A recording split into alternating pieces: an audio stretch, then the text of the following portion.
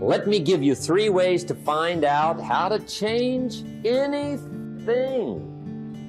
Any life direction, any dimension. Here's 3 ways to find out how to change anything. Number 1 is to read. Become a good reader. All of the successful people I know and work with around the world, they're all good readers. Curiosity drives them to read. They gotta know. They just read. Become a good reader. Now that's my opinion. Listen to the other lecturers and listen to me and make up your own mind. Don't be a follower, be a student. Okay? I say, really, for life change, you gotta read. One way to learn is from your own experiences, but another way to learn is from other people's experiences. See, one book might save you 5 years if you read it. Did you know there's books on how to be stronger, more decisive, be a speaker, be a leader, have a better effect on other people, develop your personality? Did you know there's books on that? And people don't read them? How would you explain that? And they can read. Did you know that hundreds of successful people have written their stories in books and they wrote down how they did it and people don't read it? How would you explain that? The guy's busy, I guess. You know, you get tied up. The guy says, well, yeah, you work where I work. By the time you struggle home, it's late. You got to eat a bite of supper, watch a little TV, get to bed. You can't sit up half the night reading. And the guy's behind on his car payment. Good worker, hard worker, sincere. But you got to be better than sincere and work hard. Otherwise, at the end of your life, you'll wind up cold, stony broke. You got to be better than a good worker. You got to be a good reader. Get around successful people and listen. Now, you can also learn from unsuccessful people. Take notes on both, negative and positive. On the negative, the notes are called What Not to Do. And you got to learn what not to do as well as what to do. So learn from the negative as well as the positive. Okay? Find out what poor people read and don't read it. Right? That's good information. Learn from the negative. But now you can also learn from the positive. Get around successful people. Listen to what they say. Listen to how they say it. It's important. We've all got about 16 waking hours. Practice listening those 16 hours. And I say practice listening because listening isn't easy. I found out it's easier to talk than it is to listen. But if you will practice listening the 16 hours you're awake, sure enough, from surprising sources comes great ideas. In sales training we teach, if you want to learn sales, listen to the kids. Kids have got to be the master salespeople of all time. They have no equal. Father tells his young son, no, you cannot have an ice cream cone. 30 minutes later, he's licking on one. That'd be 30 minutes worth listening to. They got moves you wouldn't believe. Persistence runs deep like the ocean. And the kids never took a class on how to overcome objections. They already know how. They don't need classes.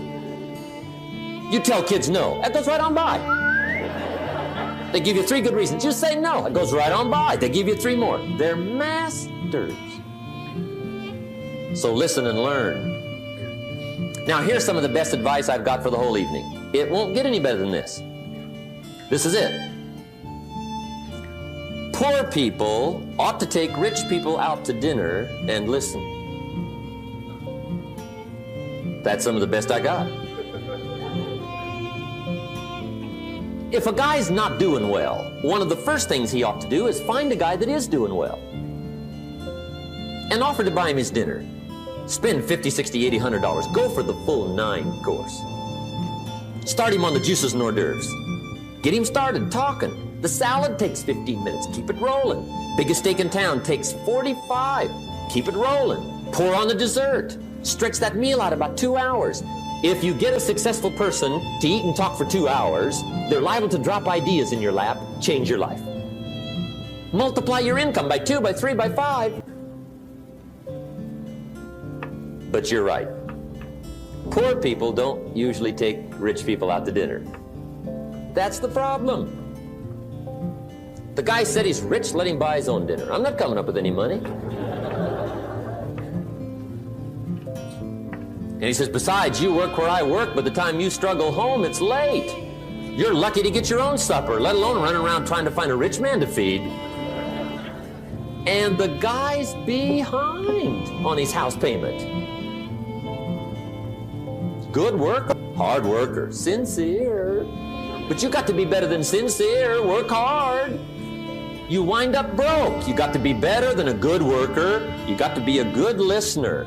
And remember, what you read and what you hear, put the good stuff in your journal. Now here's the third way to find out how to change your life. And that's to observe. You can pick up a lot of ideas just by watching. Get around successful people and watch. Here's why. Success leaves clues. Watch how the man shakes hands. Watch how the lady responds. People who do well do certain things over and over and over and over. And if you're clever, you can pick them up. Watch it all. If a guy's making $10,000 a month, I'd watch how he walks. Maybe that's it. Copy his funny little walk. Somebody says, well, that's kind of a silly walk. Say, it's 10,000. I haven't got the money yet, but I got the walk. It's bound to start somewhere. What I ask you tonight is to be unusual and be a good observer of what's going on. You can pick up ideas that can change your life starting tomorrow. Just be a more careful observer. Now remember, there's 2 ways to see. One is called sight. See with your eyes. The other one is called insight. See with your mind. See with your eyes, you'll see things. See with your mind, you'll see answers. Put your eyes and your mind to work. And the best advice on developing sight and insight is pay attention. Don't miss anything. In the weekend seminar we teach, one of the greatest fatalities to success is preoccupation, lack of concentration. The guy's mind wanders. See, you wind up average. You've got to learn to zero in and concentrate. I read a good article one time, Reader's Digest. The title was, Wherever You Are, Be There. Excellent. Don't miss anything.